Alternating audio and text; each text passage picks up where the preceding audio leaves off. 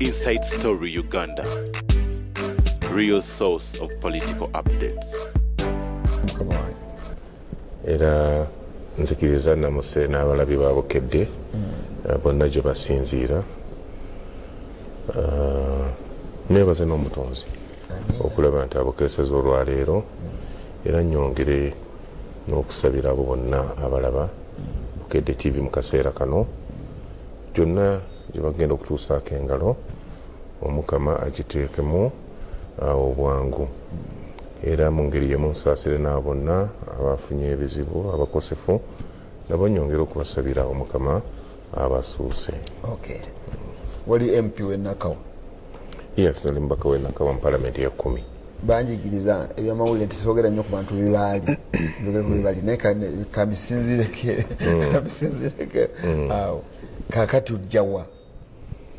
Well, mu Palamenti ya 10 nali nkiikirira Nakawa division eyawamu naye era mu Palamenti eyo yennyini nakola butaweera okulaba nga Nakawa nga divisions endala zonna ekutulwamu constituency 2. Okay. Because bw'otunuulira Nakawa geographically ye constituency esinga obunene okuva eruzira ku mwalo paka eri ekyanja ku mbuzi eyo yonna yali constituency emu nga n'ennamba z'abalonzi nene nnyo. Nakawa yalina abalonzi 26,000 mu kaseera ako naye nga bw'otunuulira Makindi erina east ne west otunuulira Lubaga erina north south ne Kamwempe bwetyo mpozi central nga yekyali emu. So nali nina kukola buli ekisoboka okulaba nti abantu b'e Nakawa nabo bafuna obwenkanya nti constituency tugikutulamu emirundi 2 era nga bwe namalirako ekisanja nali maze okukituukako ekyo nga tulina Nakawa east ne Nakawa west. So mu kalulu akajja ngenda kwesimbawo ng'omubaka wa Nakawa east. Yes, sir. Okay. Wajjanga weesimbawo ku kibiina kyo ekya FDC simanyi oba wagenda muyita muyaga nagwo gw'ebibiina byamu kakati oli wa FDC oli wa PFF? Well, mu kaseera kano ndi memba wa PFF. Okay. Era nga nze nkulira akakiiko k'ebyokulonda mu PFF mu ggwanga lyonna. Akakiiko k'ebyokulonda kulondesa ate nawe weesimbawo? Ekituufu nkulira akakiiko k'ebyokulonda naye on interim basis olw'okuba mu kaseera kano bwejjukira bulungi certificate y'ekibiina twagifuna ennaku z'omwezi nga 6 June kipya nga tulina okufuna interim leadership. Okay. Naye bw'otunuulira ssemateeka w'ekibiina ateekawo obukulembeze ku mitendera egy'enjawulo. Waggulu w'akakiiko k'ebyokulonda waliwo structure eyitibwa Council of Eminent Persons nti wadde nkulira akakiiko k'ebyokulonda n'ensonga ezinkwatako ate teziyinza kuggwera mu kakiiko ak'ebyokulonda ziba ziggwera mu Council of Eminent Persons. Okay. Singa weesobolayo omuntu ng'ayagala kuvuganya nange ku kifo ate kati nze siyinza kwetaba mu processes za kuselectinga flag bearer wabawo akakiiko ate akawaggulu akajja okukola omulimu ogwo. Nsaasira okwesibako nga twakatandika njagadde ebisobola tumaliriza ebintu ebyo bimbadde ku mutima n'ebiri ku mitima gy'abantu abali eyo bannaffe oli wa ddembe okwetaba mu puroguramu eno ntera okukozesa essimu zange ez'omu ngalo. Simu ziri 2 emu eri 772 1575 endala eri 702 1555 ne ku mikutu gya Bukedde TV gyonna naddala egyakabbinkano oyitako okuteesa kyoteesa bwe tutera okukikola okusobola okwanguya ebintu byaffe. Njagala kutwanirize muganda wange Ibrahim Kasozi tojja kumuuza muganda wange ddala nkakasa nti akyali mu forum for democratic change. Tulirekayo bali bawa eryajjajjaffe sayinza okulabuza ku bantu baffe. Sookera ddala njagala kulamusa bannayuganda bonna abatulaba Bukedde TV n'okwebaza management ya Bukedde TV okutuwanga omukisa tujja wano ne tubaako bye tuyigiriza ate naffe ne tuyiga ekituyamba okulaba nga tutwala eggwanga lyaffe mu maaso. Okay, omaliriza weesimbyewo kuki? Nesimbye kuba road mayor bwa Kampala. Wali member parliament kazi bangana byogamba wali naye wali member parliament wa Makindye East. Kakati n'omulamu ekisanja kimu. Wagenza okumaliriza ng'ogambye njagala wa road mayor ng'olumbye mukulu kwago. Manya nga weesimbyewo weesimbyewo mukulu Seruga sirina gwe nalumbye kubanga mu ggwanga Uganda ebifo byonna ebyesimbibwako biba bifo tewali gamba nti kino kyagundi. Kati oliwo otandika okugamba nti kino kyagundi kyova ne pulezidenti waffe atuuka ekiseera oluusi alina eggwanga lyange nolaba gana amagye gange nolabaga nti oyiro wange kakati era ne mubicriticizinga nti bino biki kakati buli oli bwagandika n'akafunayo era nawukyoyogedde ekituufu nawulirako omuntu agamba kakati onazze okwesimba akafo kange n'akafo kange bakaagala eri ekifo kyo ebifo bya bannayuganda era buli munnayuganda alina obusobozi asobola okubanga asobola okuweereza eggwanga waddembe okuvaayo abo n'avuganya abatulaba bakadde baffe abatulonda ne balaba Seruga olina puroguramu ki gy'olina ya bigambo bugambo oba eri practical esobola okuteekebwa mu nkola. Kati ne batandika ozikubamu ebiki ne batandika okututunuulira ne batunuulira ne profayiro zaffe ti Seruga ozze otambula otya. Kati awo kubasinziira abalonzi ne balonda oyo omutuufu w'okukola ki w'okulonda naye nga tagamba nti ekyo kifo kikye kuba singa kiba kikye oyinza okuga nti kiringa ng'ekyobusika nti gwe bw'ovaako n'okisikiza omwana. Kubanga ffe abalaba ebyobufuzi wano twalaba nti kale tewayitamu waliwa FDC NUP yakuwangula awo mu kaseera katono akakayitawo tugenza okulaba NUP akyusizza azze nazeeri kati waliyo omuntu kati twafiiriddwa kasozi waffe singa abaddewo awo. Makindye abantu b'e Makindye East bagezi nnyo era mu abo bonna boolaba bagenda kulondamu ogwo era gwe banaalondamu yagenda obakulembera. Bantu mangi baziba nga lwaki totubuulira gwe tuza sibabuulira gali si maka gange nze namulira wange kakati eri konsu ffenna tuli baweereza obuweereza bwe naweereza bwe bwakoma era abantu bajja kukyuzinga the best mu abo bonna abazze anasobola okubaweereza. Nga njagala okwawukana naawe ngende ku mukulu w'NRM ne kwewunya empagizo kuwayimirira mu kusooka nga NUP ejja wasigala oli wa FDC ate nga oliyogera mulungi nnyo n'owekitiibwa Kyagulanyi twewunya ye onatandikidde wano ogendera awo kati akalulu kikayiteeyo sijja gamba nekakuba tekakuba notawangula kakati tulowooza nti ojja kutambula mu ngeri ndala. Simanyi watandikira otya okusigala mu FDC eyo ey'olubeerera etakuvaako buli kaseera. Omanyi waliwo ebitugatta n'ebitwawula nti bwe tuboogera nti twagala okubeera obumu nti opposition ekolere wamu wabaawo obubonero obulina okutandikibwako nti nzijukira muganda waffe nga yakajja mu kaseera ako bangi tebamukkiriza baba muyita muyaaye munyiwanjaga biki naye nfuna olutalo olungi nnyo ne baganda bange abamu paka baziguluka n'abalala aba DP tuleetera omuyaaye mu politics ne baganda nedda bwe tuba twetaaga liberation twagala omuntu nti olwaleero waliwo klasi y'abantu etulemye okumobilizinga naye waliwo asobola obba mobilizinga tumuwagire era tebaagala nze nga neno ngenda kumuwagira mukuwona menya amateeka g'ekibiina era abakulu bano banvunaana nenga ngenda kukola ki ngenda kumuwagira era mu kumuwagira kwange nze sigamba nti naluzinga because predominant areas zaali zitulemye okuwangula nga NRM zo yazifuula maka gaazo Kyagulanyi yakola ki yaziwangula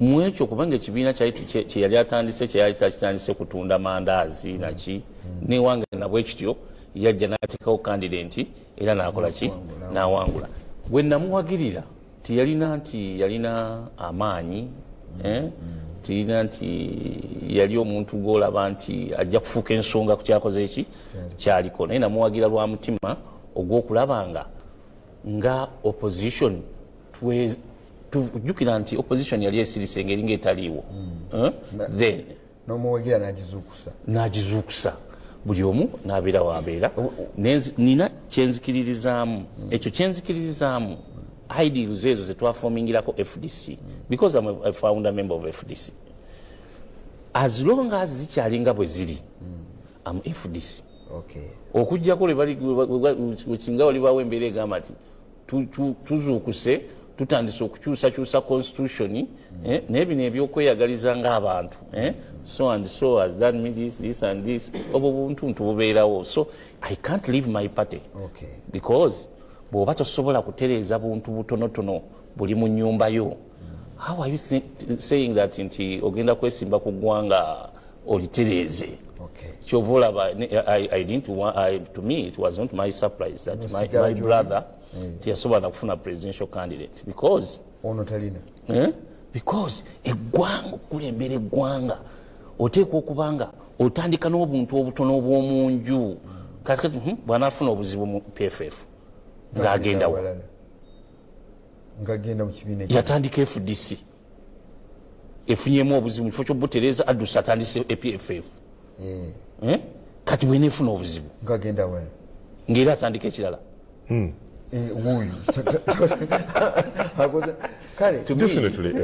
nja kutandika ekibiina ekirala singa ekibiina kirimu kiba kivudde ku mulamwa gwe twatandika tewali mulamwa gwe twavaako ate saaga tugende mu ekyo naye kubanga twazze ku muntu mulala saaga tudibetinga ekyo so ndi wa FDC nkyali mu FDC era ngenda kwesimbirawo ku FDC nsanyusa okulaba bakaita mweyo kyoyo kyo tuyitamu katono tugenda kudda ku mulamwa gwaffe omunene ono ayina candidate omukulu muganda ngekintu ava mu office of the national chairman mu office ya president Museveni mumukeera omulabako ku makya ng'agenda okukola emirimu gyakola kenaye buuza ku bantu baffe ujja kwogera bitono tolina kyewesimbyewo munnakyalo neyanziza neyanzeeke batulaba era nebaza Katonda kyakyatuwadde obulamu omanyi ku nsi kuno buli lwoba ng'okyalina obulamu it means a big hope kubanga ofuna omukisa okulaba ku ebyo bye wali tosuubira kulaba nga ki byendaba wano bayibuli waliwo onyiri olugamba nti laba ennyama eyava mu nnyama yange naye bwe ntunuulidde baba honorables ng'agamba nga adda ku nnyama eyava mu nnyama ye ate nga yava mu ggwe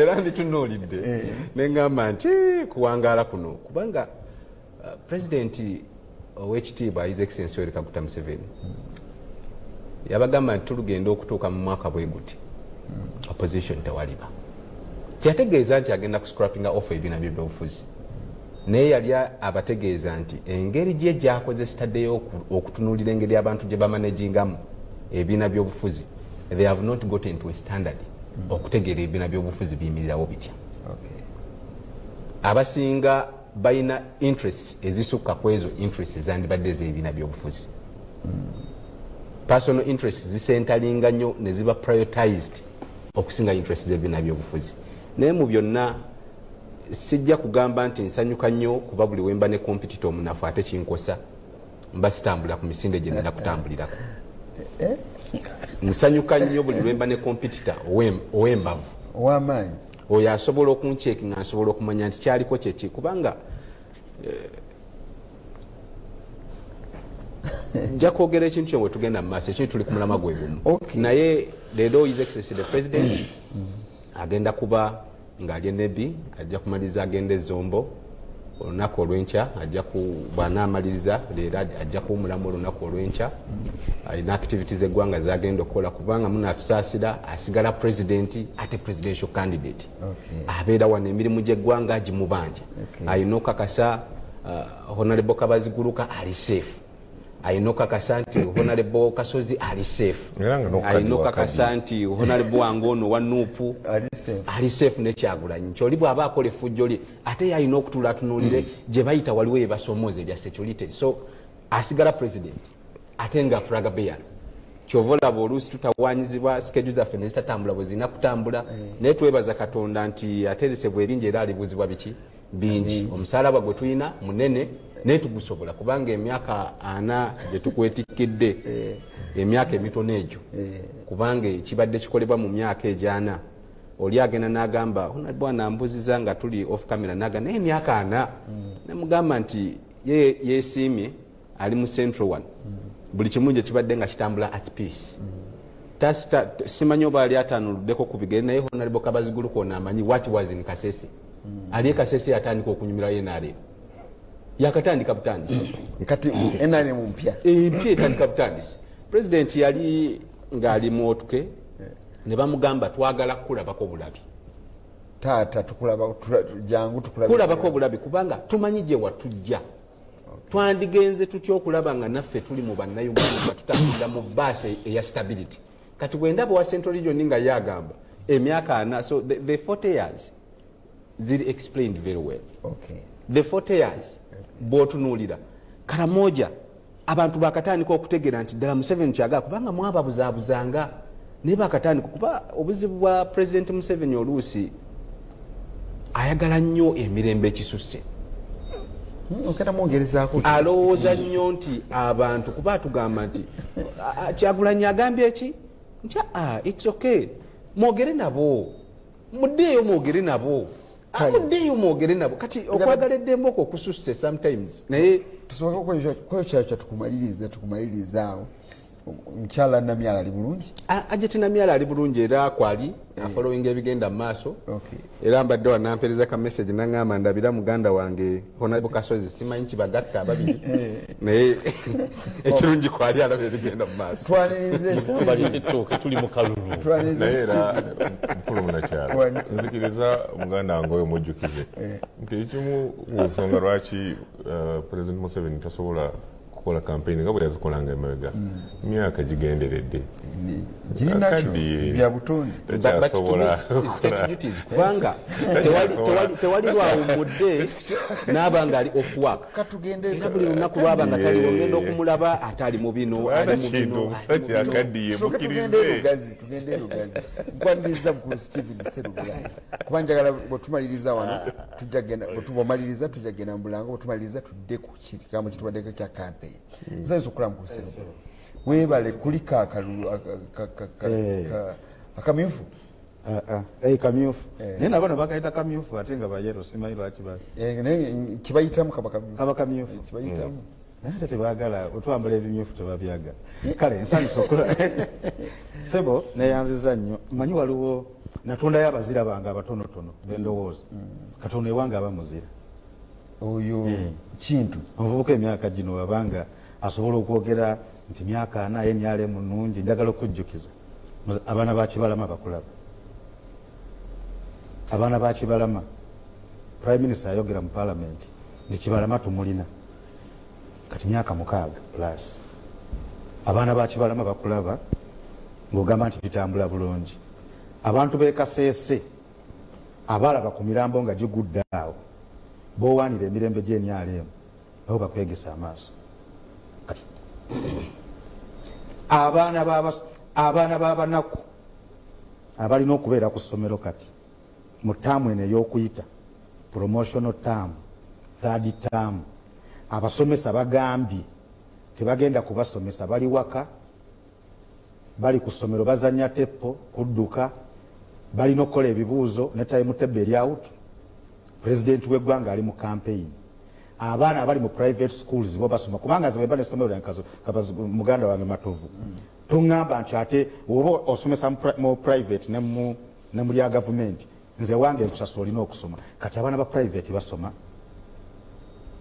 abasomesa aba gavumenti baaganye nabo bakulaba mukulu obuuzaako wanje olubuuzaako nati omanye engeri gyatandisemu nawe kati ono omuzira wange bwobanga omanye ebyo byonna nobanga okyasobola okwogera ekyo bamuzira wange nze Serubula Stephen Kinaalwa ndi musajja wa mamba abanzaala bankima nzaalibwa mukadde wange Yakobo Kinaalwa yalugasanguge mu Bukunji eyo nze mubaka wa parliament w'abantu ba Lugazi municipality ku tiketi ya National Unity Platform era nafunye omukisa nenziramu okufuna kaadi okuddamu okukiikirira abantu ba Lugazi municipality era ku tiketi ya National Unity Platform sebo banalugazi bakutumidde nnyo era nze ssentebe wa ttiimu y'essaza ly'Ekyaggwe tutambula bulungi mukama kala tutambuza bulungi simanyi oba bulanga buteekeddwa nalibadde mpumulirako awo kuba njaga tudde ku kigambo twogere kigambo ku campaign era nja kutandika nammwe nja kutandikira ludda olwo kuba mmwe mulina olina candidate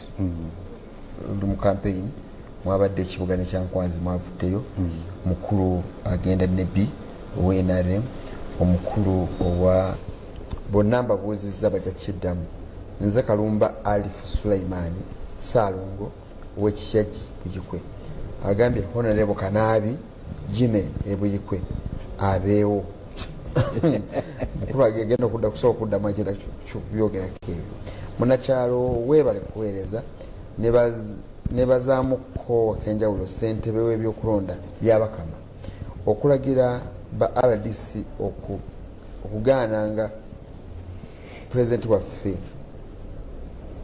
omugaananga okukola okuyita mu makubo galina okuyitamu yeebale nnyo mukulu byabakama nze Muteesasira Kalonga Mubende yensinzidde kanfukume nono aboogera mweyo kyokyo bwe tubaddeko ogusoose muganda wange Serugabe bali kutuweereza nkusaba oŋŋambire abaami abo abakulu abo baddeyo bawulirize nabbi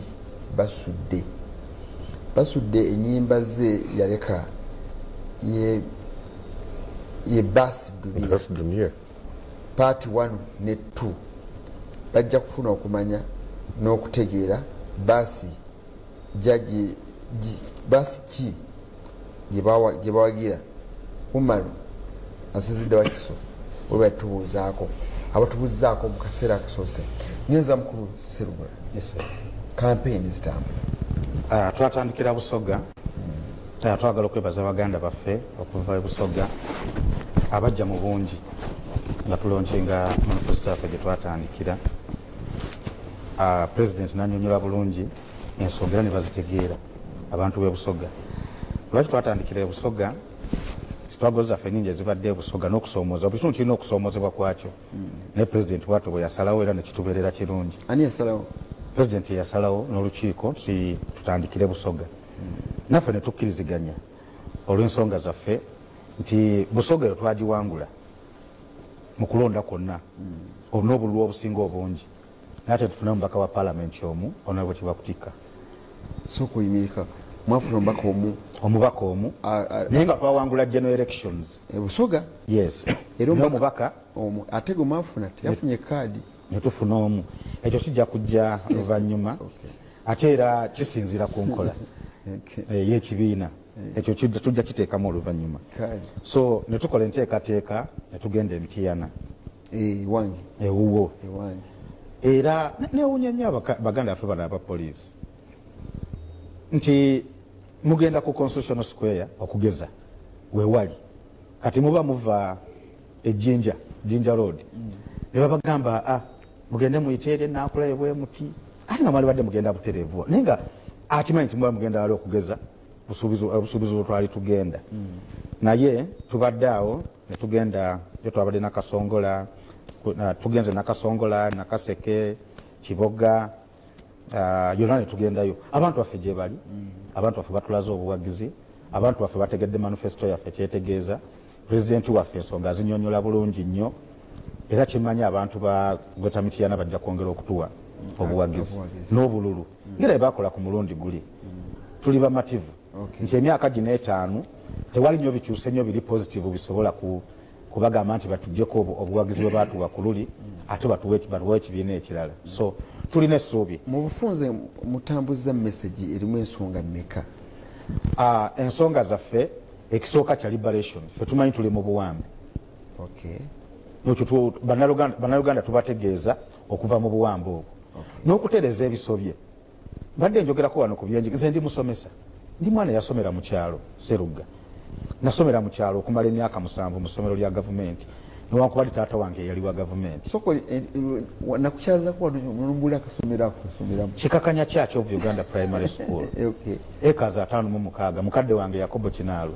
yali chairman wa East Mengo Rurals Cooperative Union gye bajjawo kati twogerako njogere ne Cooperative Bank n'ebirala nayo sijja gendayo naye nasomera mu ssomero eryo okumala emyaka 7 kati nteberezaamu omwana ow'ekikakanya ng'akeera bukeezi n'asamba mupiira naye ng'owe Kampala parents akola ki asoma nokyo bitunyonyola bannayuganda nti senga tufuna obukulembeze tusobola okuba mu ggwanga waliwo baganda baffe bano baleese games protecting the games okuuma byetutuuseeko kati waliwo omukadde eyo yaŋŋambye namusanze nambuuza byetutuuseeko birwa mu binnyonnyole emuganja kufuna abenyale mbakunnyonnyole kubanga omuzeeyo namusanze ava mu ddwaliro ly'ekawolo naye nga tafunye wadde empeke n'emu ey'eddagala n'ensanga omulala eyagendeyo okuzaala nga bamusabye ssente omukyala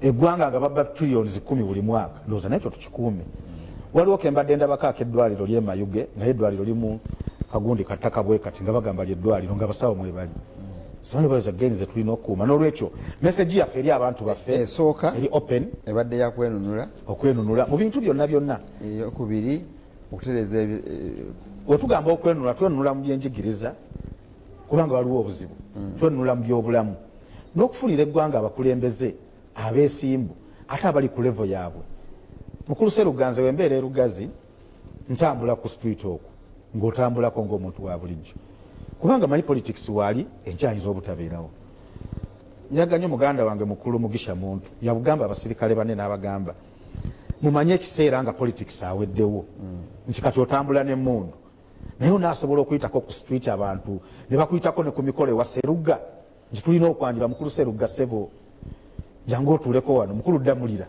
obadde mu security tulina omukolo wano mukulu Kasozi alina omukolo gw'okwanjula tukuyise ssebo otuleko wano mu kanzu yo tulina omukolo nti onaasobola okubeera ekintu ekyo so nakyo tukitegeeza baganda baffe abali mu security forces ti newankubadde balina obuvunaanyizibwa obwo nalaba muganda waffe twali ebusoga eyateekawo embeera y'okutangira pulezidenti gy'alaga naye ate musirikale munne yali mu gundi ya black yajja n'amugamba ati nedda ssebo ate nga nakirabako ne mu 2021 pulezidenti yali agenda bwati erugazi tutuusaawo ekasako DPC yaliko omuseyo mukulu wabwire n'amugaana okugenda naye nga tugenda lugazi ambulance zonna zeesibyawo tezigenda naye nga tugenda lugazi ne programu agina nti ero president alina kuba buyuko n'omusajja yavaayo mu magye n'amugamba tomanyi nti ero president alina kuba wano katoyo aba muzira ategedde ensonga eyo so kyetulimu leero tuli kavule tuddamu okwanpakinga manifesto yaffe ku kitebe kyaffe kavule ate tule programu eddako etubwetambula so kitegeeza omusinza okutambula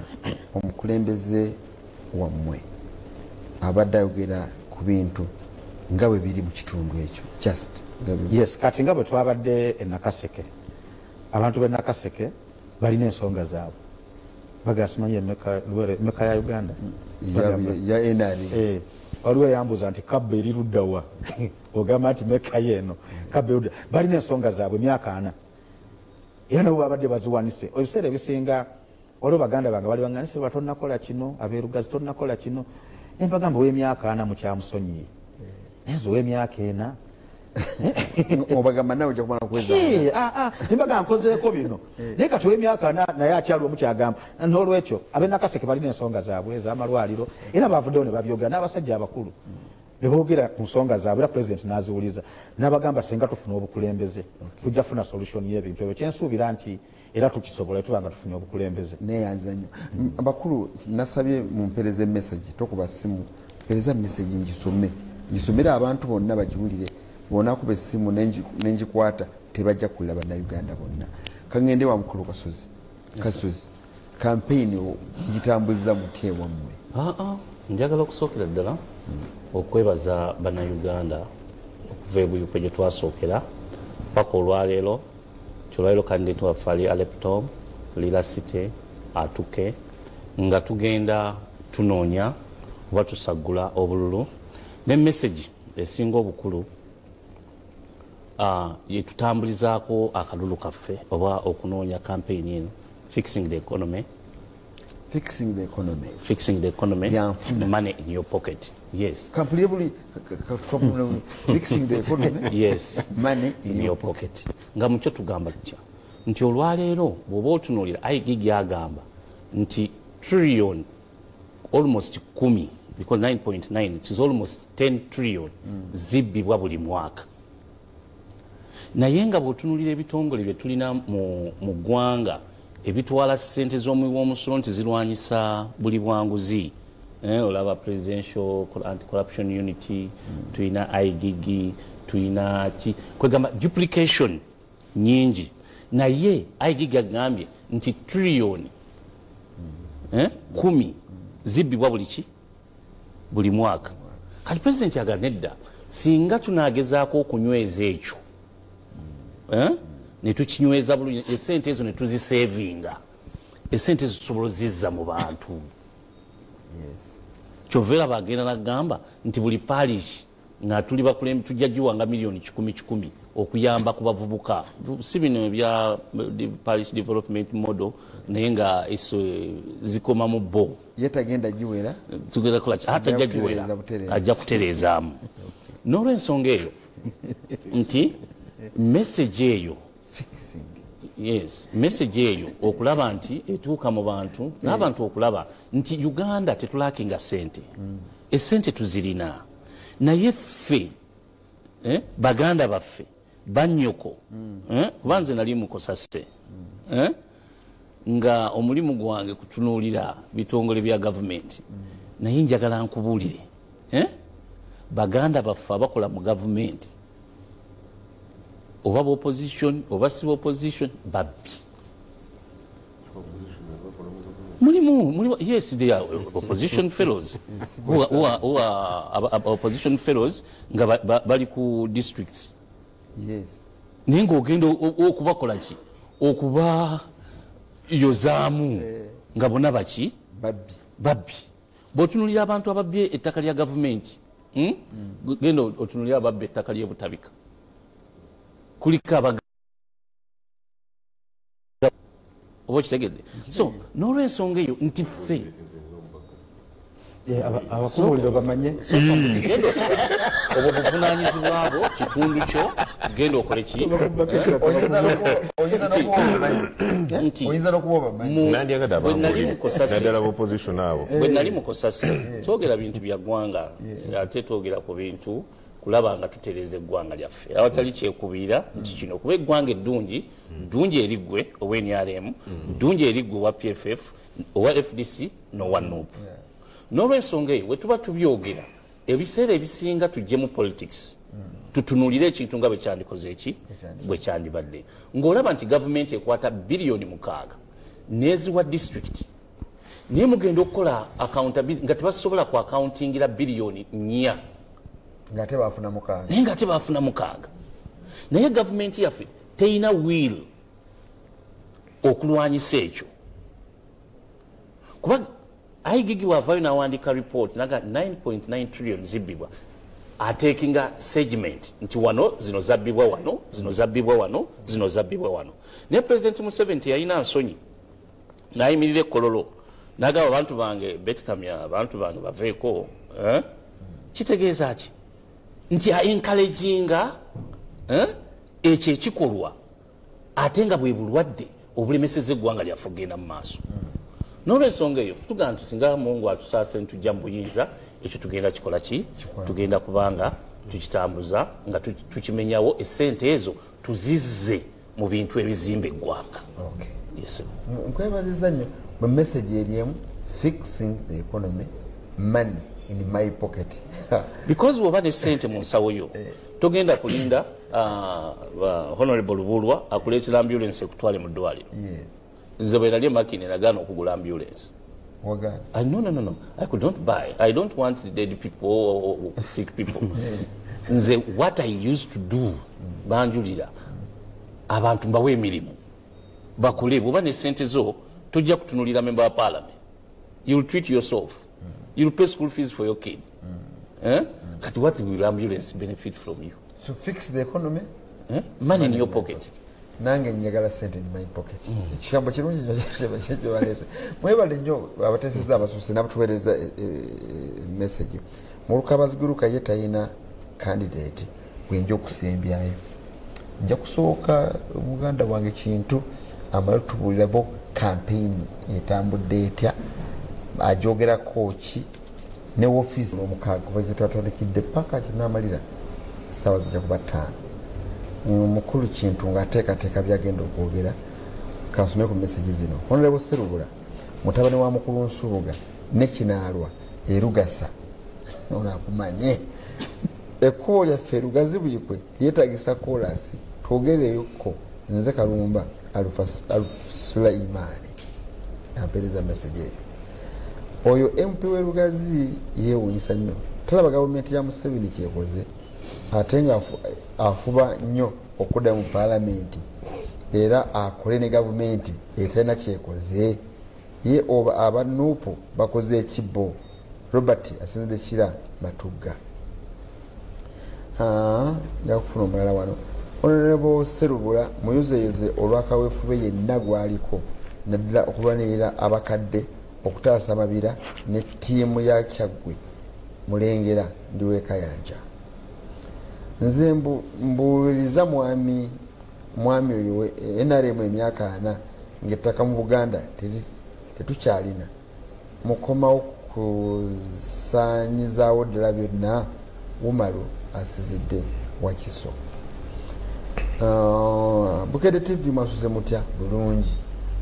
Nze Kasbat Munabushenyi teesa nti bannayuganda ffenna tuwagire President Kyagulanyi tuve mu katemba gwe tulimu. Mukulu ono agambye atya webale program send my greetings to the panel. Tell Honorable Kasozi that I love him so much. I'm Asimwe Noah from Ishaka. Shaka. Okwagalidde Ishaka. Genda esoboye. Ngenda yo bakuwaka lulu. Bageneyo mwaka. Mwami Seruga nkulamizza nze Kinaalwa Moses Namayumba ndabirawo erinnya Kinaalwa wa Nuupu. Nze ndi NRM era mbadde nsaba tuwe Museveni ekisanja kimu kyokka ekisembayo Kinaalwa. Good morning to you. Onabuuza mu Luzungu yitivulo. Good morning to you all. President waffe Tanakadiwa abatatu You would have sent a message in English. Ujuweze mu Luzungu mukama wange sasa kasito ndaba. Ujuweze mu Luzungu sobola ogisoma bategere kyogamba. So tukomaawo messages zikomezaawo zibadde za WhatsApp ezo zensomye. Ngenda kusoma kendala nga obudde butuuse nga kintu amaze okukoma byakaki Protecting the gains. Protecting the gains. Netufunyeyo protecting atulabira bwe tuba twogera protecting the gains oli ayinza okwebuuza nti mukuuma biki kikisinga obukulu era nga muganda wange wambuuza nti yeewuunya protecting the gains naye bwe ntunuulira byonna ebigenda mu maaso naddala mu campaigns candidate wange ali ku mulamwa ye musajja atava ku mulamwa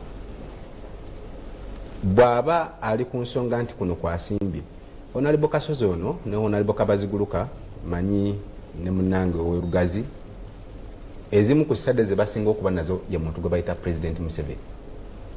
Kuki? Stade ze basinga okuba nazo ye muntu gwe bayita President Museveni mu Nup School of leadership. Is a subject they are trying to study to understand. Bagamba why ono musajja tategeerekeka. Ate je mwakulo. Omubalira wano n'afubutukira eno omubalira wano n'ayita wano naye ye kiki bo bakola batya ebintu byabwe. That's one of the coveted studies they're having. Wamanyi oti obegayo naye oba nawe osomerayo Mbega. muyizi ono wa Nuupu. bwetwogera ku gains ono owerugazi bw'ayita mu kibuga kyekimu ku kibuga ekisinga okwaka amataala municipality Lugazi era bwe njiyitamu ekiro mba seefu. Ono owerugazi akugayi bw'aba atambula ne presidential candidate we sometimes kibi okubagaana okuyita mu makubo ge muyina okuyitamu okutuuka rallies we ziri naye ate oluusi mukikozesa fujjo kuba ffenna tugenda okutambula nga bacandidates oba bacandidates baffe tukkaanye ne security tujja kuyita wano naye ono akikozesa nga technique bw'agamba nti nja kuyita wano ngende wano bw'atuuka musaayo okuyitawo tayitaawo ate ng'akyusa ng'ayita ewalala naye kyaba asinga okunoonya mawulire ng'aba ayagala. Naye neebaza police ne security forces zonna zisigadde ziri ku mulamwa okusigala nga ziimplementinga ebyo ebikkaanyiziddwako ne electoral commission. Naye yonna gye bayita mu byalo oba oli awo kubanga mwe muli bamulya bisiike bwe tubeera ano nga President Museveni abagamba nze ntunuulira kyalo the 72,000 villages gye nina obukiiko obw'abantu abakulembeze gye mutayina mulabye nti abantu bayitayo waliyo amakubo era tewaliwo bagambye nti muyite wano mu disobedience yaabwe ne batatuuka kulaale gye balaga. Si amakubo mu byalo galimibwa ekyo beerabiddeko n'amaaso gaabwe. Naye bw'otunuulira message nze nkugamba nti ku mulundi guno nyongedde okutunuulira economy nyongera ntyo gibustinga nve ku 68 billion zendiko US dollars nyongera okulaba nga ntuuka ku billion zenjagala ogenda mu 500. Ntunulira Uganda eno esobola okuba tiger economy. Ntunulira Uganda eno naye ekisinze okuba ekyettabwe era bwe tulina okwongera okuteeka amaanyi ye human capital development. Tutunulira abantu basoma. Yes, they are studying. Era n'essaawa zino muganda wange ngambye nti yeewuunya okuba nga abaana tebasoma abasomesa b'eddiini. Abasomesa bano aba humanities omwaka guno basinkagana president era balina bye bakkaanya. Mu bye bakkaanya n'abagamba nti tugenda kubongeza omusaala naye gugenda kuba fezo. Mu financial yejja tugenda kukola 25%. Every fezo nga mungi nnyo fezo kitegeeza. Kakati we tugamba nti fezo approach nti tujja kukikwata mu bitundu tundu. Ono ayagala akwate nti njagala bwe mba mbadde nfuna kuba omusomesa waffe asembayo okufuna esente ntono afuna emitwalo 45. Kati 45 ayagala kugamba njagala obukadde 2. Kati nga ye omukulembeze amanyi nti sente teziva buvinoga nti taddewo sente abagamba kituufu kye mwogerako naye tugenda kikola in a phased manner 25% each and every financial year okutuuka tunakavalinga 100%. And they agreed. Naye ebyobufuzi byaffe bino tulina democracy oluusi bwe tutafaayo nnyo okutunuulira. Bano aba opposition omuzungu takyayinza kujja kutabangula Uganda directly because we are an independent state. Naye ayita mu miwaatwa gy'ebyobufuzi naddala ebibiina by'obufuzi. Ayita mu kye tuyita non-governmental organizations. Kyova olaba essaawa zino Uganda improving anemanya nti naye bino ebibiina bya nakyalo biriwo ebigenderwa byabyo kyekiki.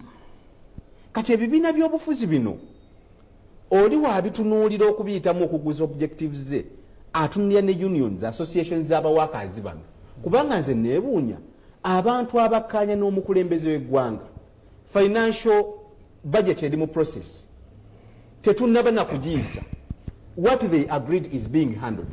Lwaki beekalakaasa akadde kano naye nze ne mmanya nti waliwo omukono oguli invisible ogutambulira mu basomesa nga gwa byabufuzi. Let us sabotage omusajja ono wadde kye twakkaanya tukiveeko tumusabotaginge kubanga balowooza President Museveni ye muntu gw'osobola okutiisatiisa n'akola okuva ku kyemwakkaanya ne that's not Museveni. And on that part mugambe Kyagulanyi is misleading our teachers. The position of government is Minister of Public Service yabawa 7 days. Either they go back to class or either Bajifiru and they are going to lose their jobs. That one I want to emphasize. Sure. Tetugenda kuddamu kutunuulira kugamba nti we shall encourage indiscipline over issues eziri handled professionally. Era senga olw'emmande tebali mu kiraasi. Every one of them, they are going to be fired. Njagala okubulira, we are very proud. Genze ezimu zetunuulira about 20 years ago. Honorable Zibano batunulira nnyo ebyobufuzi. Manyi naawo bitunuulira. 20 years ago, Uganda yalina gap of lack of professionals. I am proud to say, bwe ngamba nti leero njagala badokita basimbe wano, bangi abatalina emirimu nga naye basawo. Bwe ngamba ba engineer bangi tebalina mirimu nga naye qualifications baziina. Naye ku lwaki my education policy esobodde okunsolvingira ekizibu kye nalina about 20 to 25 years ago. So that is again, sikyalacking about professionals. Naye olw'okuba nti nfunye success, there is a new problem, they need jobs. Kati bw'ngamba nti abantu tebalina mirimu, nze I feel happy nti there is a success gye ntuuseeko. Naye obuwanguzi bwe ntuuseeko ate bundeetedde ekizibu ekipya. Ate nakyo kye ndi mu kusolvinga. Nti tunuulidde nnyo private sector eno egenda kunnyamba etya, kubanga tugamba emirimu. Public service erina emirimu emitwalo 48. That is the public service. Naye bwe tutunuulira abantu abanoonya emirimu, they are in millions. With qualifications. Kati abantu abo nze ngamba private sector ngikutte ntya. Kubanga mmanyi nina omusawo oluusi atalowooza nti omusawo asobola okulima. Obugagga kirala n'okuba n'employment kirala. Bajjajjaffe baalinga bagagga nga naye ng'ate obuyigirize butono. Baabanga n'emmwanyi zaabwe nga balima. Baatunuuliranga nnyo okulima. Era Honorable Kasozi ono asobola okutunulako ewaabwe obugagga bwe bayina. Noono owa union ono mwana wa mugagga. Mwana wa mugagga. Kati mu bwegasi obwo basobolanga okubanga balina obugagga naye ne batafaayo okutunulira education bayimiridde batya. Kati ebyenjigiriza gavumenti ejja kukola omulimu gwayo, the development is there, enguudo weziri kuba buli wemuyita mulaba enguudo. Balaba enguudo kuba tebagamba nti bayita mu banka. Era buli we baloketinga nti bagenda kutuukawo mu campaign bajja kutuukawo kubanga waliwo enguudo ezibatuusaayo. Kye tuyinza okwebuuza ziri mu state ki naye enguudo weziri. Njagala omaliriza na kino twakirabye mu campaign. Omukulu wa NUP yagambye olw'enkwata embi eya parish development model bo aba NUP nga bawangudde obuyinza tebagenda kugenda mu maaso na PDM.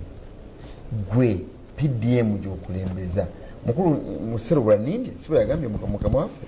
Yes, bwe yagambye nampulako onayonandala Mafaabi yagambye ye ekikumi agenda kiwa pa village not pa parish. Yatereza butereza yagenda tereza ateeke ku byalo 10. Oli aweze ono osanga omuluko ogumu gulimu abantu emitwalo 2 ebateekamu 10 mu mwaka. Okay. Nenga mmwe aba NUP bano bagenda kuwera. Yes, tubana alternatives endala. Ate olw'okubanga munnakyalo gw'oli munnamawulire olina engeri gy'opakegingamu ebigambo n'otajja okusagwa bwakozesa. Naye yagambye teyina kyegasiza bantu era ngenda kugiwera. Naye nga nze ndowooza ye ng'omukulembeze w'oludda the strongest opposition political party mu Uganda muno ayina leader of opposition. Joel Ssenyonyi ow'ekitiibwa ne babaka banne aba NUP be bazze bayise ssente za PDM in each and every financial year. Era essaawa zino tuli mu 3.3 trillion. Naye ng'abantu abakafuna bali mu 2.6 million. Ne parish development model lwaki abantu banne balemi okutegeera. Era oli agenda n'agamba bwe ntunulira obungi bw'abantu abali mu muluka ddala obukadde 10 bagenda kubufuna butya. Now this is the secret. President akugamba essaawa zino katunulye tuli mu bukadde 3 buli muluka. Abasooka okufuna essente omuntu bw'otwala akakadde otwala emyezi 24 gy'emyaka 2 n'olyoka okomyawo ssente ezo. Essente ezo bwe zidda tezigenda mu national treasury. Essente ezo zisigala mu muluka. Mujja muyita sako yammwe ya parish. Essaawa zino ntunulira bano bonna bwe bakoze recovery they in 400 million. President atunulira nti bwe tunaatuuka emyaka 10 kubanga nze mprojectinga kanakalunda bannakawangudde dda bwe ndaba abanvuganya be boogera ne bagamba abantu emyaka 10 mwe mmalirako ekisanja ekijja ngenda kubanga buli parish erimu billion namba. Kati abadde yeebuuza nti abantu banaafuna batya kyokka ekiri funny enough ono naye ayagala eza PDM kyokka ye tamanyi nti mu mitendera gy'abantu abafuna mu PDM talimu. Kale kasoko okomekaawo mukulu kabuziku kansaasira imiira kaawo katono linda katono mala okudda mukulu Sirubula sente njatu PDM police issue yabadde mu campaign eno nagirabye nga nnene waliwo yagambye agenda goba abagwira abajja muno oyo sigala kyogerako nnyo n'okufula olulimi oluswayiri oluduwera okukosa olulimi olufalansa ebyo sijja byogerako naye tudde ku PDM omukulu ayogedde ebirungi ebiri mu PDM lwaki muwera mpere mu kifo kyogitereza obutereza olabika obitege ate oli MP mukulu Kizza Besigye bwe yajja wano yagamba agenda kugyawo omusolo gw'omutwe. Yes. Era bwe yagamba agenda kugyawo omusolo gw'omutwe abantu abamu ne bagamba sente zinaavaawo naye yali amaze okulaba obuzibu bw'omusolo gw'omutwe ne baagugyawo ne baleeta emisolo emirala era bwe siru muvi. Mukulu Kizza Besigye bwe yakyogera gavumenti ekiraba bulungi nagwo negujjawo. Kati PDM Parish Development Model nze mbeera waffe Lugazi n'emiruka 20. Muganda Ngono Kasozi ayogedde nsonga ya ambulance njagala ombuulire mukulu Seruga omuntu afunye akakadde ate nga tebakafuna senga ogenda mu bantu baffe n'obabuuza wajja kugamba nafuna emitwalo 7 naye bangamba mpandikewo kakadde njogera bituufu era bwe bayo abantu abawulira bajja kuba essimu kale n'olwekyo owera muwere njagala kunnyonnyola senga mbanga mukyala wange mulwadde nga neewoola akakadde kamu ng'agenda kuzaala ninasenza Parish Development Model zenkozesa bangambye emitwalo 4 agenda azaale okumulongoosa azaale nyinza obutazikwatako ne muleka afe omwana wange musomo lya gavumenti wagenda nti bonna basome wabwereere agenda for registration nsobola obutajjaako ezo kati kyenjagala okugirayo ekifaananyi sookoterere mu kamera byogera binene ebyo teyadira mu kamera n'olwekyo n'ogamba kangu mbiziweze buwezi kakati baganda baffe bano babadde n'enkola nnyingi balina ku NADS nze njagala nkolera assessment nti bonna bagaggawale programu ze bazze baleeta baali batuddekawo ne bakola assessment ne bagamba bwe twaleeta NADS abantu abafunyeeko percentage be bano ne tuleeta bonna bagaggawale nekola bweti be bano ne tuleeta entandikwa nekola bweti abafunamu be bano byonna ebyo tebiriiko assessment era nga babireeta ne babikasuka wali ne babuukira ekirala sirina bukakafu nti wadde no Parish Development Model eso because senga obadde na assessment yakyo nti eri bwe yagala ne tuleeta eno kati bagamba baleeta enkola sejjolo lubana emyaka 4 balese Parish Development Model enkola sejjolola nali Makerere era bagala tubongere emyaka 5 nga bwe bagamba Parish Development Model ne bwe yali badde nnungi olw'embeera z'abantu baffe n'amabanja ne bizinesi bwe ziggala bizinesi ezisinga simanyi abaganda ffe bano bayita mu kibuga ne balaba nti omuntu yalina bizinesi egaddewo olw'emisolo emiyitirivu newankubadde omugamba nti wamuwa akakadde kamu. Mukulu Serubula byogera biwulira bulungi mbuuza kibuuzo kyenziramu n'olwekyo tugiwere buwezi tusobola okugiwera ne tuleeta enkola endala esobola okuba beta. Mukulu Seruga kyenjogerako nze nkima nze ndi wakyalo nnyo nze ndi wakyalo manyi bulungi yes nze ekiri mu kyalo ewaffe nkimanyi nkugambye omuntu basobola omuwa emitwalo 7 ne bamugamba awandiikewo nti bamuwadde kakadde ekyo kisoboka ekyo kibi yes naye ate nga bano tebakwatibwako ababbi era owulidde President Museveni mukulu bwe yakwata ku babbi n'agamba baleke bajja kgenda bazitwala webale ne mukulu Kasozi ku nsonga yennyini ensonga ya Parish Development Model efaanana n'ensonga zonna programs zonna zebabadde bazireeta yes program entandikwa emyoga nti ekisookera ddala ejja ekizibu ekigirimu ekikulu ejja nga baga nti abantu bonna naye babeneficiary baayo basigala ba NRM nti bw'otunuulira abantu gena otunuulire kola investigative journalist olabe abagikulira ojja kusanga bonna bakadazi ba NRM kitegeeza bwe baba bakyuzinga ba beneficiary bagenda kukyuzinga ba agency baabwe be bagenda okubeera ba beneficiary kati ensimbi ezo kyovola nti zireflectinga nnyo nti zituuse ku ground kubanga abazifuna ate baba bebbo nga baki nga batono era nga abazigaba batono nnyo wogenda okusanga nti ku 100 osangeko oba abopposition kuba nabo ndowooza yaabwe naye ati zino sente za ggwanga zizze nga zideveloping abantu awatali kusosola. That's what I have in mind. Awatali kukola kikusosola naye bw'otuuka nti abalina ozigaba bateekwa kuba ba NRM. Bateekwa kuba I don't know whether it's a design or it's accidentally to those who are doing that. Kukaki okubeerako NRM abakola ki? Chairperson of the parish of the NRM to see. Let me tell you, I'm telling you what I know. Kati nze nkubuulira kyenkola ki, and this is not the only fora I've raised that. I've been raising that the program nungi naye erimu ebintu bibiri ebirina okutereezebwa. Abazigaba nga bakyuzinga be baziwa wabeerawo condition yaabwe ezitambula. Nkuwa 10 owandiika zino, nkuwa kino okola kino. Kati ezo singa tukijjawo kyovula ffe tugamba nti sente zino olwokuba tugamba nti zimala esente ezimala weeziri ze zino trillioni 10 ze babba ffe tujja kukola emiziziko gyonna okulaba nga esente ezo tuziretaininga tugende ate ku kyalo. Kati nfunye endowooza z'abantu basatu awo eyakawazikuka sinagifuna. Omukulu ono agamba eterezebwa wekitiibwa Kasozi agamba PDM erina okuterezebwa. Sserubula agamba PDM erina okuvaawo. Gwe bagamba okutereeza yeggwe gwokyaliwo emyezi egiwerako ng'okyali pulezidenti ogamba ota mu bufunzo kimalirize Kabaziguka Funa Kazendaalo. Nzikanya ne Honorable Kasozi Hajjati Hadija Namyalo tubeera ku ground.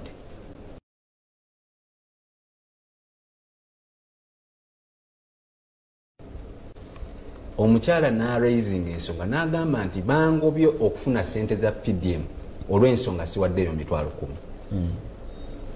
Nayita RDC ne mubuuza nti kino kimanyiiko ani atwala omuluko ogwo kubanga Honorable Kasozi ayinza okugamba batunulire ba NRM naye ate n'aba NRM wange bakaaba nti batusosola olw'okuba tuli ba NRM.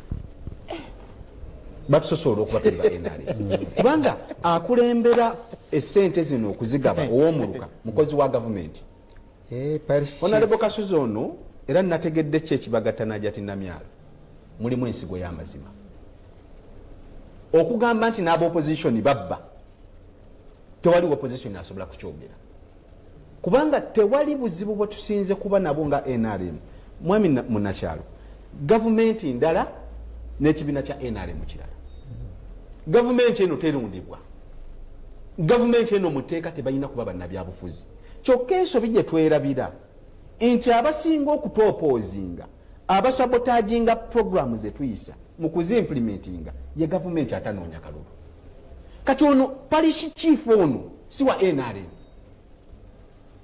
naye kyokka naye aba munyiivu era mu kunyiiga ye butya bwasabotaginga NRM kukola ebyo byakola. Esente yandiziwadde omuntu ddala omutuufu omwetaavu n'agiwa ow'oluganda abamu bawa bakazi baabwe nga tebasaanidde. Era Honorable Kasozi nkwebaza, that's one of the highlights that twapiikinga and we are strongly tukola kyonna kye tusoboka okulaba nga tulongooseza ddala naye nga program nungi era president yasuubizza ddala mu bibuga agenda ku expanding ateke ku 300 million from 100 to 300 mu towns. N'abakulembeze bagenda bateekamu yetunuulidde eyo fandi eyazze ey'abakulembeze b'amadiini ndala ne fandi eyazze ey'abagraduate students nayo ndala era abagraduates ku mayunivesities bagenda bateerawo fandi yaabwe. Neebazizza nnyo mumaze okuba ebirowoozo byammwe ku nsonga eyo. Omukulu Sserabula ajja kuddamu ayongereko katuna emabega wali naye nga kagende wa Kabazigulu kagenda tugamba ebigambo ebyenjawulo mu Nakyalo. Which steps has NUP taken to grow its popularity outside Buganda, yet even the little support it has is disappointed? Honorable Chibakutika was denied a card yet she's the only MP who went through in Busoga. Chidima asinzidde Jinja. Blocking our calls will not help you, please. Blocking esimu kijja kuyamba kalonda. Webale nnyo mukama wange. Ompisa esimu bategeeza abatuweereza sobola kukwata simu nga bwetuweereza wa simu tugiyingiza mu byuma tebasobola giwuliriza naawe akuba kati ekizibu kyojja okufuna. I don't block phone calls, I receive calls, but I do receive messages when to help me. My mother has a house, so I need help from him. Bambi has no house. Bagamba gwe mukulu kintu. Lubondo ye Lubondo. Basajja ba Nuupu sibategedde kye bagala kati bw'ojjako sente za PDM oweegala abantu obakozese bakole batya bafuwagire oba nedda agiruwalira zeemu n'aweereza agambe pulawona serubula atugamba ki ku ky'okwetaba mu kalulu kano nga mwami byabakama yakategeka n'ekirala nga tannampita tupulaninge kampeyini zaffe erugazi njamuwa enamba ya simu ajja kusobola okuyita. Ndabe ono omulala pulezidenti bw'abaako gy'agenda basiba enguudo ate ate ne balemesa abalala okuyitawo. Wumalu owewakiso yampeereza meseji mukulu ankubira simu webale nnyo neera sijja gikwata. Munnakyalo webale tuweereza nze Seruyiga Alvin MP2B bamunaanika constituency PPP party. Kibi nnyo okubanga pulezidenti bonna teri ayina nteekateeka yayogerako nnuŋŋamu. Mukulu yayogedde ya sente mu nsawo ku lukasozi gy'atuwadde ate n'olina tuwa ebibyo ebya NRM nabwe tubiwulidde. Mukulu abaziguluka tumaliriza twagala otuwumbiwumbire puroguramu eno. Webale nnyo munakyalo. Abakulu bano bonna mbawuliriza era nfunye n'omukisa okulingizaako manifesto zaabwe ez'enjawulo. Mukulu ono kintu agamba nti omulamwa gwe baliko gwa protecting against. Mu ngeri emu oba endala nyinza okukaanya naye olw'okuba waliwo omubutuufu bw'ensonga abaganyuddwamu era abo buli ngeri yonna bateekwa okukola buli ekisoboka okulaba nga baprotectinga gains. But for the majority fe abangi tetulina kyakuprotectinga.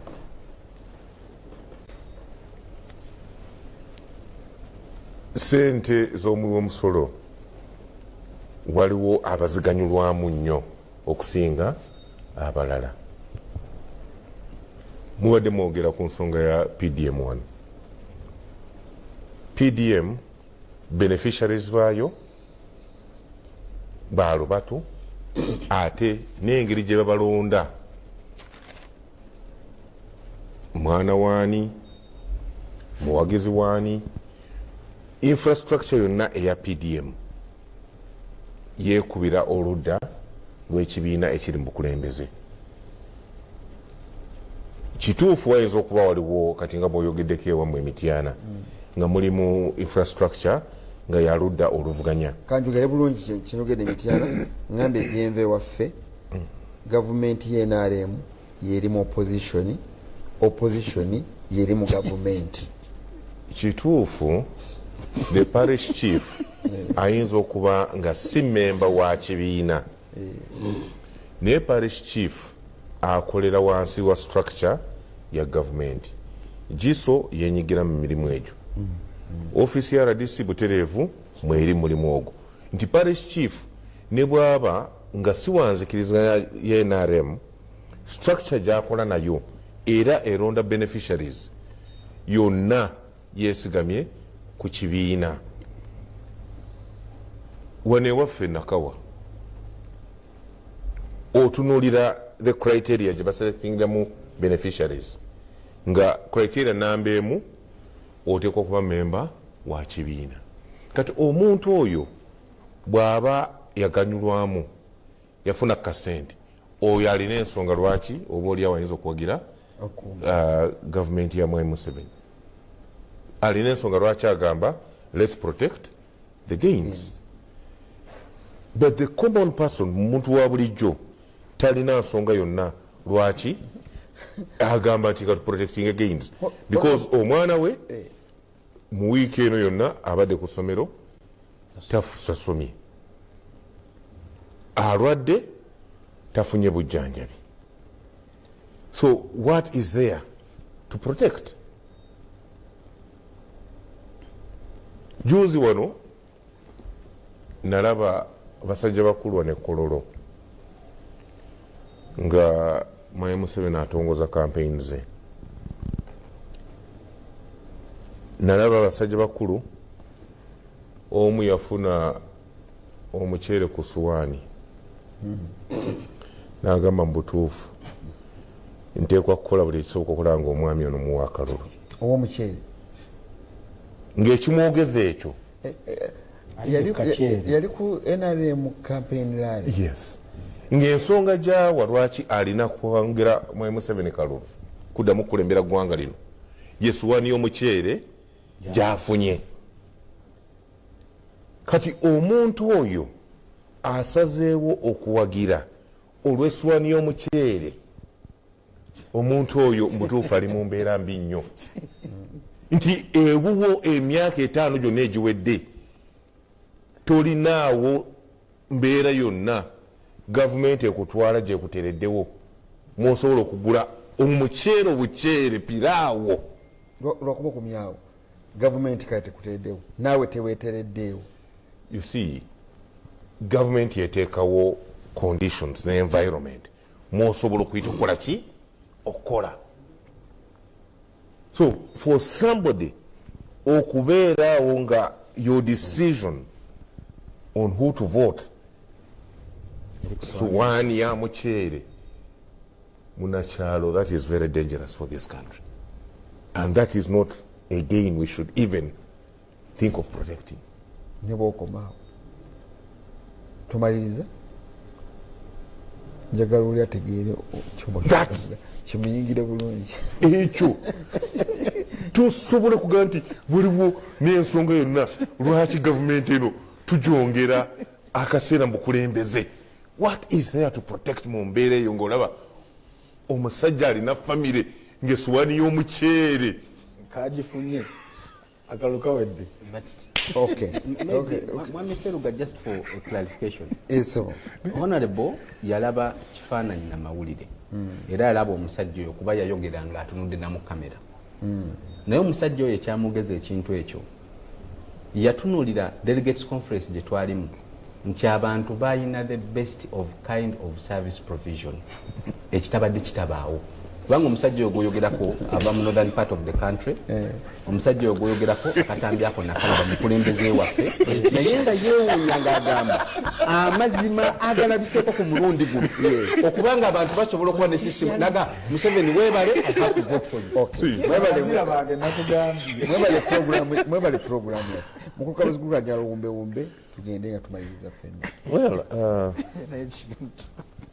ensonga ya PDM si yokka yebadde mu kampeni. Well, wano wetuli yekuta kati PDM nga program yandibadde si programu mbi because we are not reinventing the wheel. Yeah. Si kipya nti gavumenti ya Mwai Museveni ekipioneerinze wano mu Uganda kyali kikozeeko mu mawanga amalala. Kyetulina okukola kwe kulongoosaamu mu ngeri programu nga zino gye tuzitambuza mu ggwanga emabegako awo waaliwo puroguramu ey'entandikwa ne wajjawo puroguramu eya NADS ne bajjawo bonna bagaggawale ne baleeta emyoga youth livelihood program operation wealth creation n'ebirala bwe bityo tetwakola study nga bijja tetwategeera bwe bitambula tetumanyi nawe biri mu kaseera kano so to continue churning programs nga you rebrand the same failed programs tekijja kuyamba muntu wa bulijjo tusooke tutunuulire tukole the impact assessment. What is the impact ya programs on the common person without necessarily picking and choosing nga bwolaba Mwai Museveni bwajja nti agenze kulambula ekifo ne bategekayo emodo farmer oba oliawo ente z'okukyalo zonna ne bazikuŋŋanya ne baziteeka mu faamu y'omuntu ono najja n'atunuulira modo farm nabagamba mbutuufu program zikola ki zikola tukole a proper study tutegeere the impact ya program zino on the livelihood y'abantu ba bulijjo without those gimmicks then we would clearly understand the program ne tugipromoting nga ffenna nga tumanyi nti program eno mubutuufu ekolera omuntu wa bulijjo. Maybe the other thing kyenyinza okwogerako is ku campaigns zino kituufu baganda baffe bano bali mu kalulu ffe ng'ekibiina kya PFF tetwasimbawo presidential candidate. Ekisookera ddala decision yaffe eri born out of our own experiences. Wadde PFF kibiina kipya naye abasinga kuffe tetuli bapya mu byobufuzi. Tubadde mu byobufuzi bino okumala emyaka nga 20 if I'm to speak for myself. Era bingi mbirabye mbyetabyemu era mbikoze. Twasalawo ng'ekibiina tugezeeko buli ekisoboka kyonna okulaba nga tukola ne bannaffe ab'oludda oluvuganya ffenna tufieldinge candidate omu. Era emabegako awo twasobola okusayininga cooperation agreement ne enti nga twakkaanya nti wabeewo minimum engagement mwe tusobola okubaako ebimu bye tugonjoola. Tetwakkaanya nti tugenda kuwagira candidate waabwe wabula twakkaanya nti tulina bye tuyinza okukolera awamu. Naye nga enti emaze okusimbawo candidate ne NUP n'abalala FDC n'ebibiina ebirala, ffe nga PFF tukyalina essuubi nti enteeseganya ziyina kugenda mu maaso wakati w'abakulu bonna nga bwe beesimbyewo oba oli awo we tunaatuukira mu kulonda nga tukkaanyiza kwani ffenna gwe tulina okudda emabega tumuwagire. Naye ng'ebyo byonna mbyogedde tulina ate okudda emabega tutunuulire our own personal experiences, our previous experiences.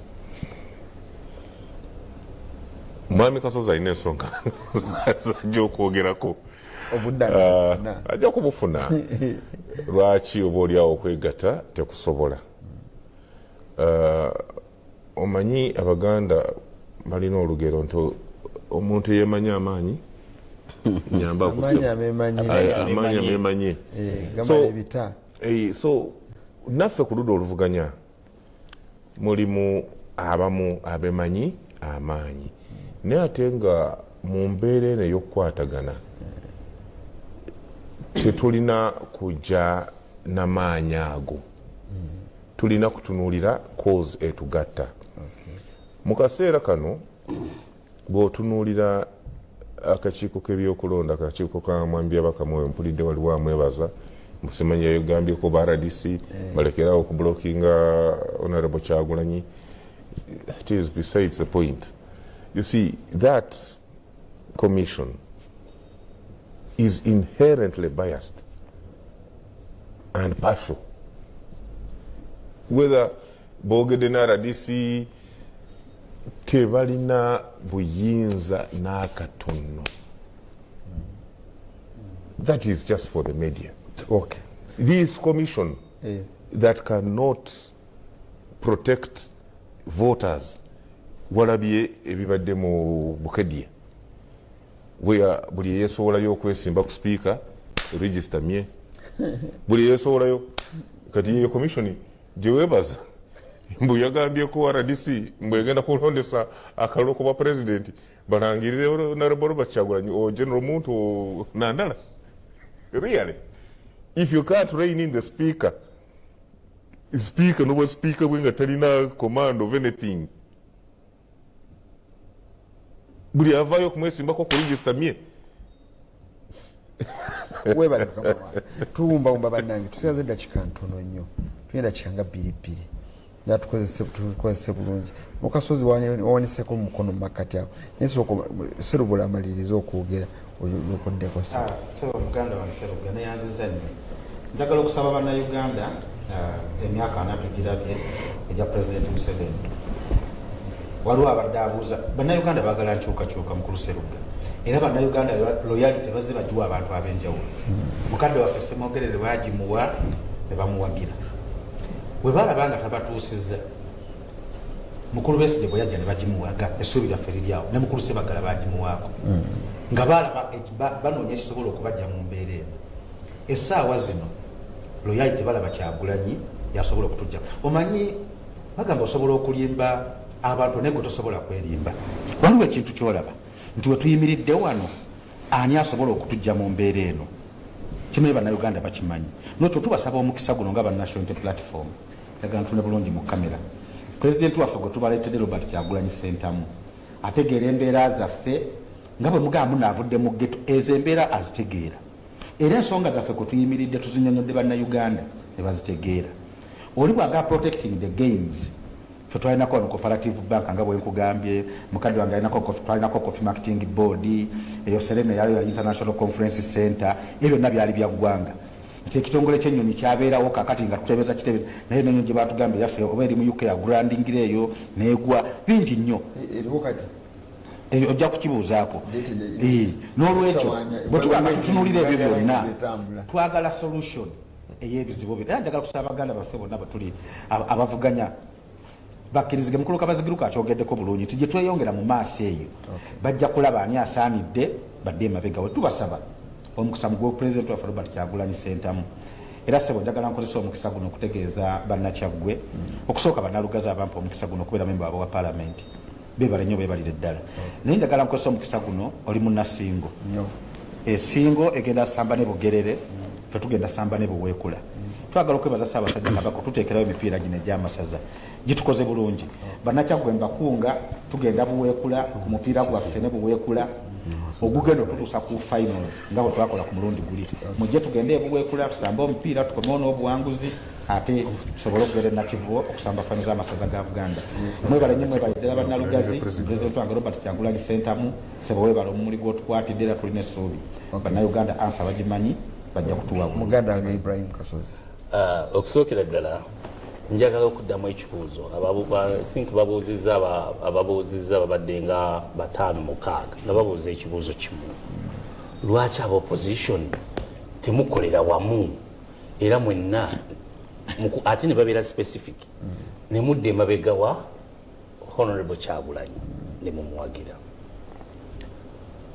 waliwo ebintu oba oli awo sometimes kyobula nsagala nnyo okujja ku mpewo kuno nerutawanya nnyo olw'ensonga nti waliwo ebintu byoyinza okwogera ng'abantu tebabimanyi naye nga byebituufu ebiriwo oba oli awo ne bibatwalira obudde okutegeera ekyegambo ky'okukolera awamu kirungi era ffenna kitwayayanira naye pulezidenti w'ekibiina ekimu bw'abeera arrogant n'ayimya n'agamba bw'oba toli wa FDC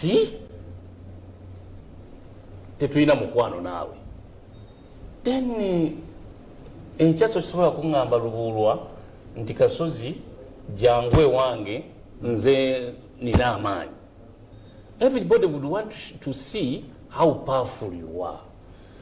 Taking the leadership of the country, it's not a mere talking. It calls for a lot of things behind the curtain campaigns, talking to one another.